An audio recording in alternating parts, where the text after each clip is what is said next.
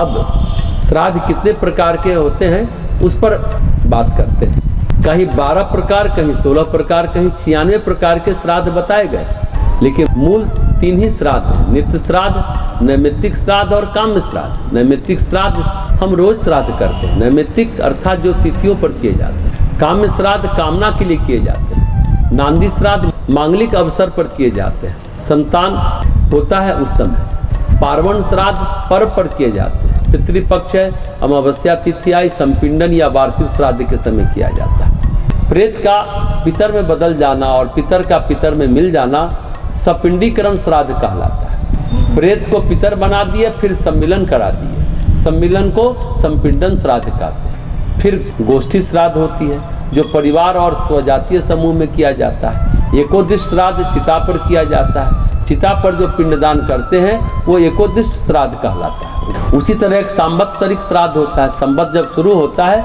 उस समय किया जाता है, मतलब साल के शुरुआत में, साल में एक बार करते हैं तो सांवत्सरिक, मास में एक बार करते हैं तो मासिक हो गया। उनमासिक श्राद्ध भी करते हैं, महीना पूरा होने से एक दिन पहले कर लिए तो उनमासिक श्राद्ध हो गया।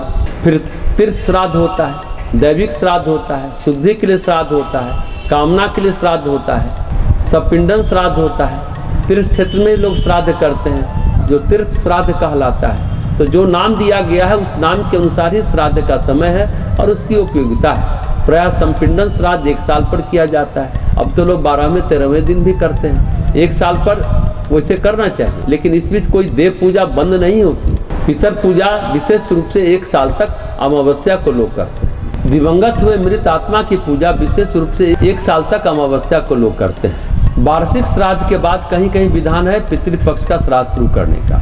1 वर्ष तक अगर बीच में श्राद्ध पक्ष पितृपक्ष आया तो उस समय नहीं करते, क्योंकि हर एक अमावस्या को पहले ही कर रहे हैं। 1 साल के बाद माना जाता है कि सपिंडीकरण हो गया, पिंड में पिंड मिल गया, प्रेत पितरों के साथ पितर बनकर चले गए, उनका मिलन हो गया, मतलब सपिंडीकरण हो गया। उसके बाद लोग पितृपक्ष में श्राद्ध शुरू करते हैं। तो कुछ जगह ये भी मान्यता है। कुल मिलाकर 3 ही श्राद्ध हैं, नित्य, नैमित्तिक और काम्य। कुछ लोग नित्य श्राद्ध करते हैं, कुछ लोग नैमित्तिक करते हैं। तो कुल मिलाकर उनकी प्रस्थान यात्रा जीवात्मा की, पितरों की गतिमति अच्छी रहे और उनका आशीर्वाद मिले। प्रेत बनने तक तो आशीर्वाद देने की स्थिति नहीं होती, पितर बनने पर वे अपने कुल को संरक्षण देते हैं, सुरक्षा भी प्रदान करते हैं, उन्नति प्रगति के लिए आशीर्वाद भी देते हैं।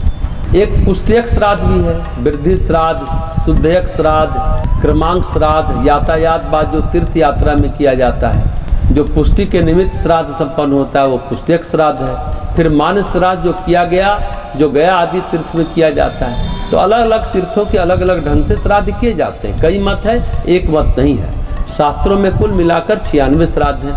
मूलतः 5 श्राद्ध ही ज़्यादातर प्रचलित है, उसमें 3 श्राद्ध ज़्यादा प्रचलित हैं। शास्त्रों में नित्य, नैमित्तिक और काम के अलावा 5 श्राद्ध ज़्यादा प्रचलित है। एकोदिश श्राद्ध, संपिंडीकरण श्राद्ध, पार्वण श्राद्ध, महाल्या श्राद्ध और नांदी श्राद्ध। महाल्या श्राद्ध जो महाल्या के दिन यानी पितृ अमावस्या के दिन किया जाता है।